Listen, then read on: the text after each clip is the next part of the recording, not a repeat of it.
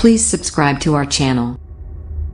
ఏమో అవునేమో తప్పు జరిగిందేమో అనుకున్నాం, కానీ ఇప్పుడు చూడండి ఏమైందో చూడండి. 45 రోజులైంది ఆయన ముఖ్యమంత్రి. ఎన్ని టర్లు తీసుకోవాలో అన్ని టర్లు తీసుకుంది ప్రభుత్వం. మొన్న కౌన్సిల్ సమావేశంలో కూడా అమ్మ ఒడి గురించి ఒక గౌరవ ఎమ్మెల్సీ గారు ప్రశ్న అడిగారు ప్రభుత్వాన్ని.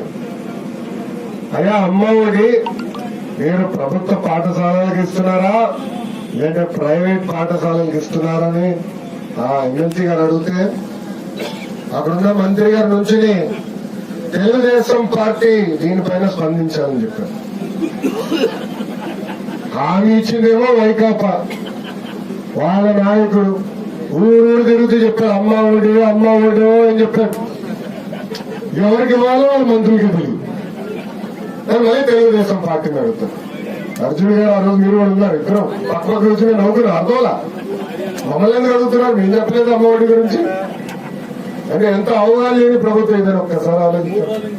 రైతు దినోత్సవం రాయలసీమలు ఎక్కడెక్కడాలి కూడా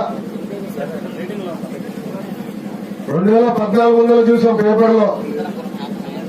రైతన్న ఇత్తనాలు ఎరువులకు వెళ్తే లాఠీ చార్జ్ జరిగేది.